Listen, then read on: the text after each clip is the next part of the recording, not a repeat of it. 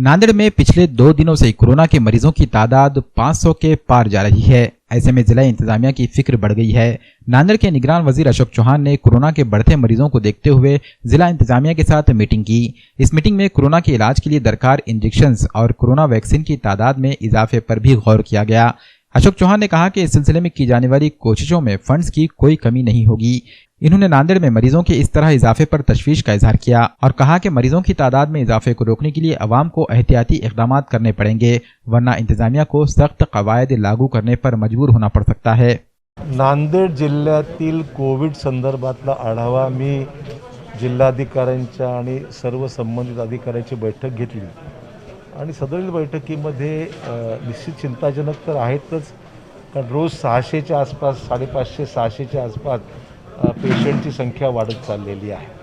त्यामुळे मी त्यांना सूचित केलं आहे की टेस्टिंगचं प्रमाण वाढवा, अधिकाधिक त्या ठिकाणी रोज चाचण्या झाल्या पाहिजेत, ज्याच्यामुळे खरी जी संख्या आहे आज येते ती निश्चितच म्हणजे खरीच आहे, परंतु चाचण्या अधिक जर केल्या तर आपल्याला अधिकच्या उपाययोजना करण्यासंदर्भामध्ये आपल्याला काहीतरी पुढची पावलं टाकणं सोयीचं होईल, हा त्यातला मी त्यांना सूचना दिलेल्या आहेत। आणि त्याचबरोबर औषधं आहेत, इंजेक्शन्सची कोवॅक्स आपले जी वॅक्सिन्स आहेत त्या वॅक्सिन्सची अजून गरज पडणार आहे आपल्याला, कारण की पुरेशा प्रमाणामध्ये वॅक्सिन्स उपलब्धता आपल्याकडे नाही असं दिसतंय मला।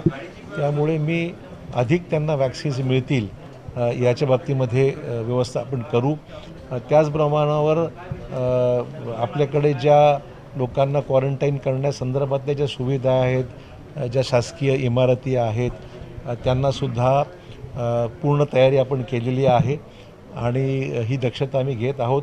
सध्या संध्याकाळी 7 ते सकाळी 7 वाजेपर्यंत आपण निर्बंध लावले गेले, ज्याच्यामुळे गर्दी टाळता येईल किंवा सोशल डिस्टन्सिंग करण्याच्या दृष्टिकोनातून काही कडक निर्बंध करावेत असा चर्चा आमची झाली आणि आजपासून रात्री ते सकाळपर्यंत तो निर्बंध कायम राहतील।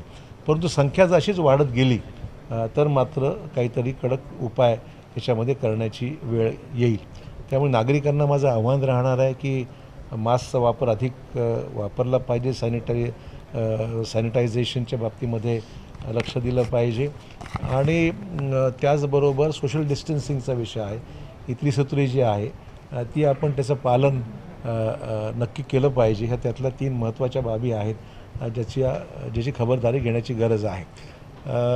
अजूनही लग्न समारंभ मोठ्या प्रमाणावर होत आहेत, अजूनही काही खाजगी समारंभसुद्धा होत आहेत, तर लोकांना विनंती आहे मग ते कलेक्टरने सूचना दिल्या आहेत त्याप्रमाणे ऐकलं तर कमीत कमी लोकांमध्ये आता लग्न समारंभ समजू शकतो मी, पण तिथेसुद्धा 50-1 लोकांच्या मध्ये जर संख्या ठेवली तर आपल्याला थोडंसं त्याच्यावर निर्बंध घालून थोडी त्याच्यावर उपाययोजना करणं सोपं होणार आहे। त्यामुळे सगळ्या गोष्टीची एकत्र आढावा झाला, तयारी पूर्ण आहे, शासकीय यंत्रणा सज्ज आहे।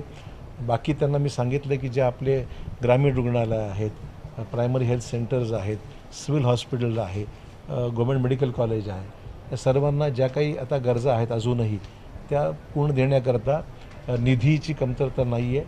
आपल्या जिल्हा नियोजन विकास मंडळाकडे पुरेसा निधी आहे उपलब्ध, जे काय पैसा लागेल तो आम्ही आरोग्य यंत्रणा अधिक बळकट करण्याकरता पूर्ण आमची तयारी आहे आणि जसं गेल्या वर्षी केलं तसंच आगामी वर्षातसुद्धा अधिकचा निधी हा आपण आरोग्यविषयक सुविधांसाठी वापरणार आहोत।